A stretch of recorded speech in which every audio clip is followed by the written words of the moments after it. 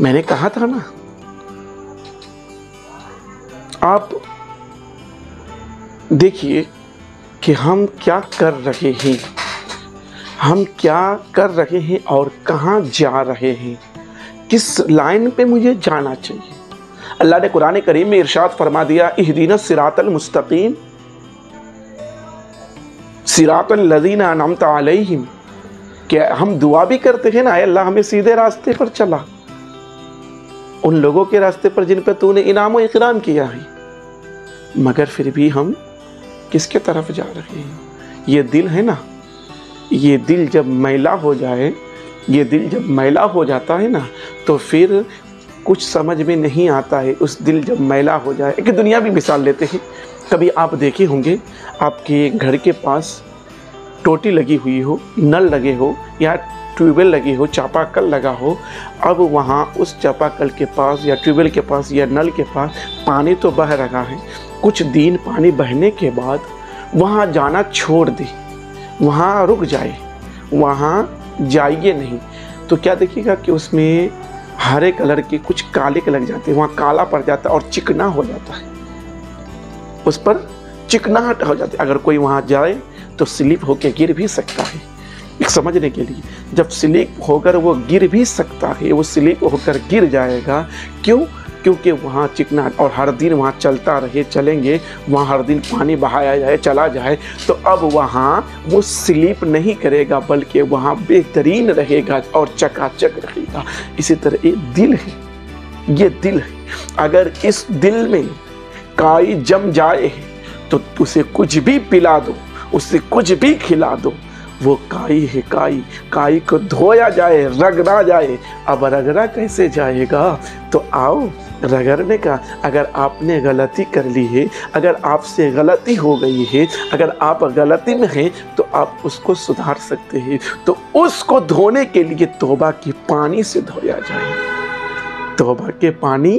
اس پر ڈالو اور دھو، اور رب کے بارگاہ میں استغفار کرو، دھو، رب کے بارگاہ میں توبہ کرو، دھو، اور اگر کسی کا دل دکھایا ہے تو اس سے معافی مانگو، دھو، اگر آپ نے کسی کو ستایا ہے تو اس سے معافی مانگو اور دھو، جا کے دل جا کے صاف ہوتا جائے گا۔ اس کے بعد اس میں اگر آپ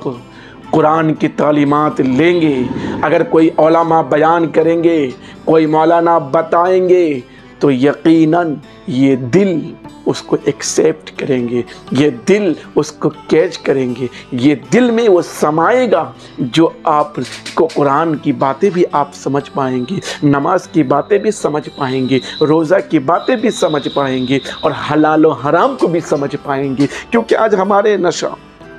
دماغ میں نشہ یہی چھایا ہوا ہے کہ میرا بیٹا ڈاکٹر بنے، انجینئر بنے، پروفیسر بنے، پرنسپل بنے، اور بڑے بڑے عہدیدار بنے۔ ارے بناؤ نا، کوئی روکتا نہیں ہے، بنا سکتے ہیں، اب آپ بنا سکتے ہیں، کوئی روک نہیں ہے، کوئی ٹوک نہیں ہے۔ یہ بھی تو کہو کہ میرا گھر جو بنا ہے وہ جہنم نہ بنے، جنت بنے۔ اب ایک مثال لیتے ہیں، تب اس کے بعد اس بیٹے کی طرف ہم بڑھتے ہیں۔ پہلے ہم مثال لیتے ہیں، ایک شخص ہے، سعودی عرب میں رہتا ہے، غور سے سنیے گا، سعودی عرب میں رہتا ہے، اور سعودی عرب جانے کے بعد یا دبئی، عمان، قطر، بحرین، جہاں بھی ہو، وہاں رہتا ہے دور میں،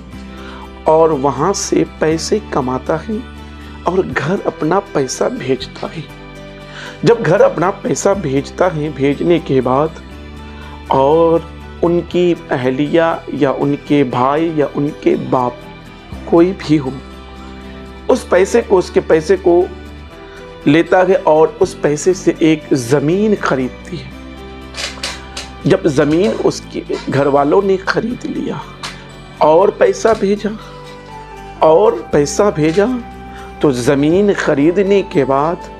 اس زمین پہ ایک مکان بنایا، اور وہ سعودی سے فون کر کے یہ کہتا ہے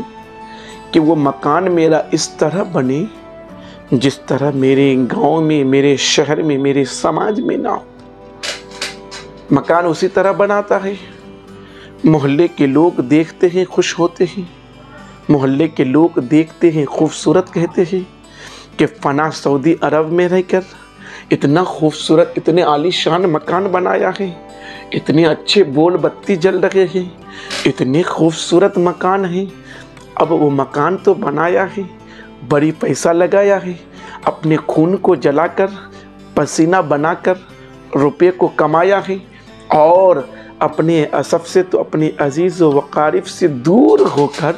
وہ پیسے کو کمانے کے لیے گیا ہے، پیسے کو کمایا ہے خون کو جلا کر، سب کی محبت کو چھوڑ کر، اپنے دیش کو چھوڑ کر پردیس جا کر لوگوں کی نوکری کر کے، لوگوں کی چاکری کر کے، لوگوں کی غلامی کر کے، اور بھی بہت سارے کبھی کبھی ایسے موقع بھی آ جائے کہ اس لوگوں کی جن کے یہاں کام کرتا ہے ان کی گالیاں بھی سن کر وہ پیسے کو گھر بھیجا ہے، اور بھیجنے کے بعد اب اسے کچھ فکر نہیں ہے کہ میرا آخری وقت بھی آنے والا ہے، میرا آخری وقت بھی ہے، مجھے اور دوسری جگہ جانا ہے، رب نے تو مجھے یہ امتحان کے لیے بھیجا، رب تو ہمیں یہاں بھیجا امتحان کے لیے، یہ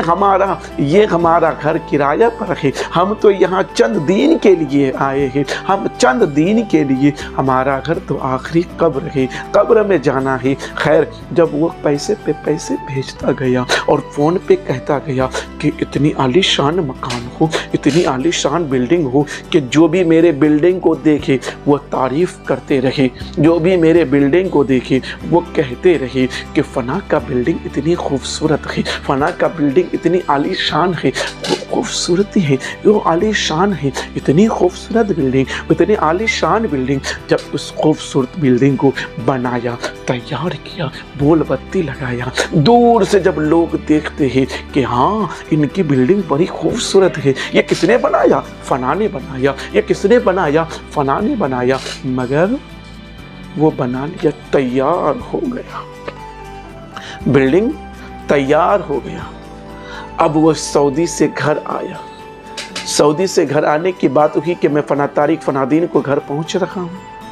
سب لوگ لینے کے لیے گئے ایئرپورٹ جانے کے بعد، جب ایئرپورٹ پہنچنے کے بعد انہیں کو ریسیو کرنے کے بعد گھر پہنچے، گاڑی سے اترے، گھر کے دروازے پر قدم ہی رکھا تھا، اللہ اکبر، گھر کے دروازے پر قدم ہی رکھا تھا کہ ملک الموت آ گئے، ملک الموت آ گئے۔ آنے کے بعد ملک الموت نے ان کے روح کو قبض کر لیا، ان کے روح کو قبض کر لیا، اور جب ان کے روح کو ملک الموت نے قبضہ کر لیا، گھر کے اندر قدم بھی نہیں رکھا، اس نماز کو چھوڑا تھا، روزہ کو چھوڑا تھا، حج کو چھوڑا تھا، زکوٰۃ کو چھوڑا تھا، اور لوگوں سے محبت کو بھی چھوڑا تھا، اپنے خون کو جلایا تھا، پسینہ بنایا تھا، لوگوں کی گالی کھایا تھا، لوگوں کی نوکری کی تھی، اپنے دیش کو چھوڑا تھا، پردیس گیا تھا، اور جب گھر آیا اتنے اچھے مکان، عالی شان مکان، اتنی خوبصورت بلڈنگ بنانے کے بعد گھر میں جب داخل بھی نہیں ہوا، قدم ہی رکھا، رکھنے کے بعد ملک الموت آ گئے، روح کو قبض کر لیا،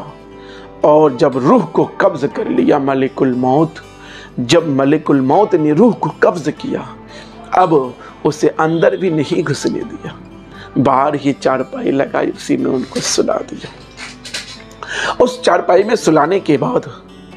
جب اس چارپائی میں سلایا، اب وہیں پہ نہلانے کا انتظام کیا گیا،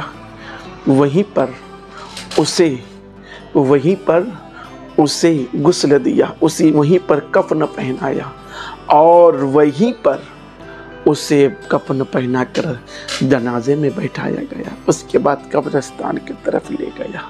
قبرستان لے جانے کے بعد وہ بندہ اتنا محنت کیا، پیسہ کمایا، مگر